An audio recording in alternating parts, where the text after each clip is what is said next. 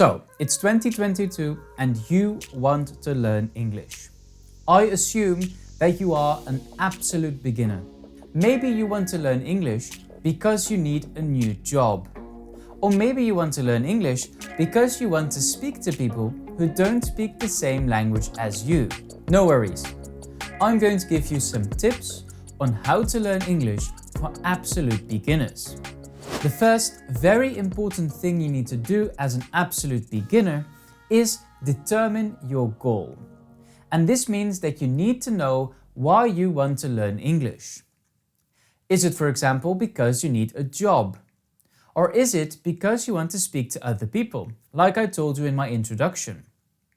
When you determine your goal, write down what this goal is and write down where you want to be at the end of a particular time. For example, you might want to write down that by the end of 2022 or the end of this year, you are able to communicate very short messages to other people in English. Whatever your goal is, make sure that you set a goal that is achievable. That means that your goal should not be very high. It takes a lot of time to learn a language, and if you set your goal way too high, you might get disappointed that you're not able to achieve this goal within your set time period. So make sure that when you're learning English, your goal is achievable. When you've decided what your goal is going to be for your English learning journey, you need to know what your plan is going to be. What are you actually going to do to learn English? Knowing that you want to learn English is a very good step and you've already set your goal. Now we need to find the path towards that particular goal. This means that you might want to think of particular things that you need. Do you need a teacher? Do you need to buy the best books to read and learn English? Do you need to get a grammar book, or maybe you need a Netflix subscription? Whatever you do, make sure that you write down what you're going to do to achieve this goal. And the very best thing to do is definitely to start by buying some very good books. But if you don't have the money or you don't want to spend the money on those books, a very good thing to do is to find some YouTubers. I'll put some YouTubers in the description that I think you should watch and follow as a beginner learner of English. And of course, you should definitely subscribe to my channel. The third and final thing you definitely should do as a beginner learner of English is not that very difficult. But it's something that I always recommend everybody to do, no matter the language you're learning and no matter your English level. You want to find the right tools. So in step 2, I already told you that you need to find good and interesting YouTubers to listen to or to follow on YouTube. But there are more tools that you might want to use when you're learning English. When you're a beginner, you definitely want to make sure that you get a lot of English exposure.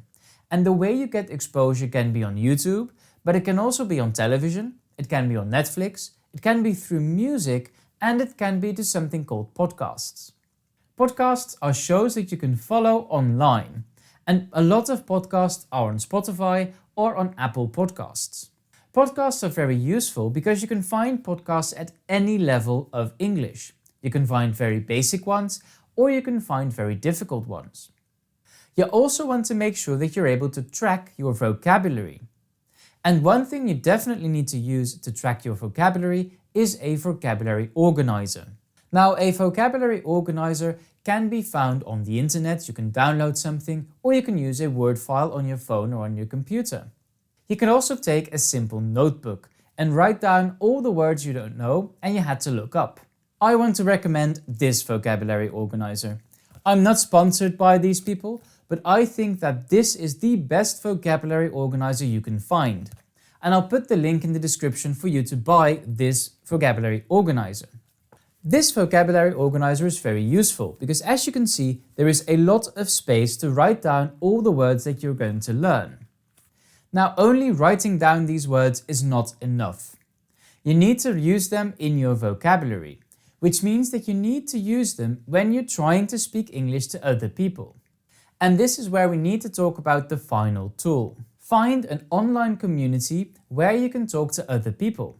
A very good place to start is of course on Facebook. If you're on Facebook, there are many Facebook groups that are dedicated to new learners of English.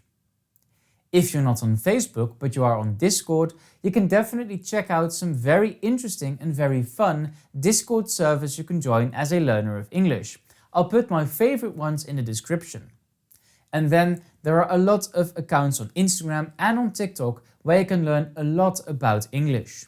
You can find Instagram accounts of people who post information about vocabulary, about grammar, about sentences and constructions you can use, and some of them are even in your own language. So definitely check out Instagram, and I'll put some very nice Instagram accounts in the description as well.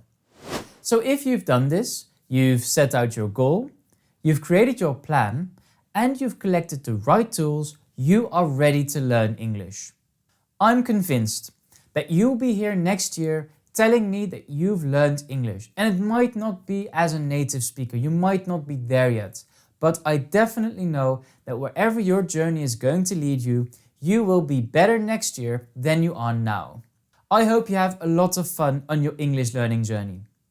Thank you for watching this video. Make sure that you give it a thumbs up. Tell me in the comments, why do you want to learn English? And finally, don't forget to subscribe. So the first thing you want to learn is how to introduce yourself. And a very good way to do this is by saying, hello, my name is. Hello, my name is.